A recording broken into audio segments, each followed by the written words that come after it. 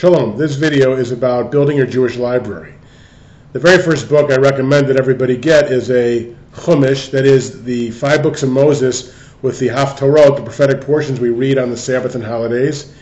And there are 1-volume editions that synagogues use. The one I highly recommend is Eitz Chaim.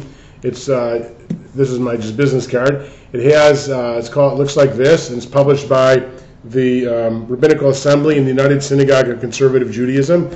It's the new standard conservative Torah volume with a lot of commentary. So on every page, you have the Hebrew Torah vocalized with English translation, and then commentary of both rabbinic midrash and explanations and legal points. It's a very good edition.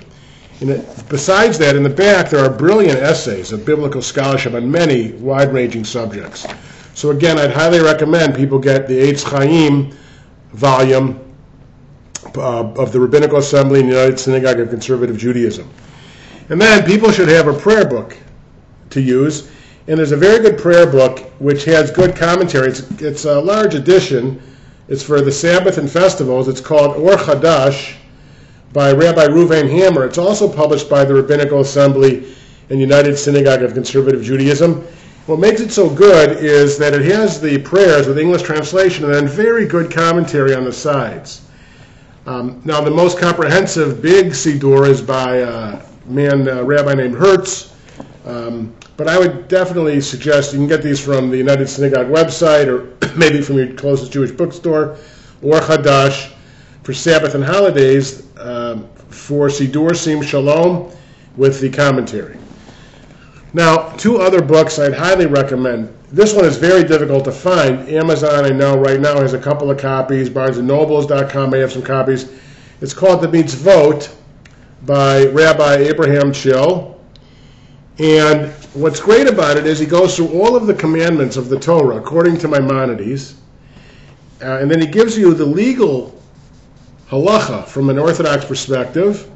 And then below, there are commentaries, the synthesis of commentators, of the great commentators of Judaism. In the beginning of the book, he tells you who they all are with a little paragraph. It's a fascinating way to study the commandments and their rationale. So this book is called The Mitzvot by Abraham Chill. If you can get it, it's really a terrific study guide.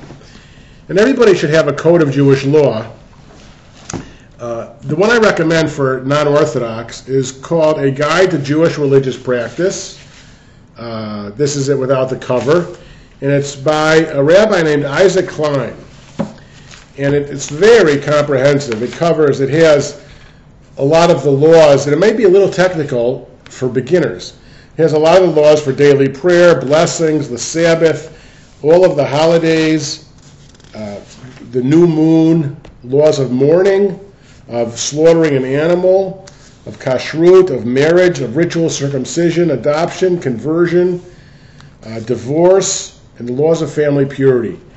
He has some explanation and lots of law, quoting the standard codes and some innovations and changes by the Rabbinical Assembly. So again, A Guide to Jewish Religious Practice by Rabbi Isaac Klein.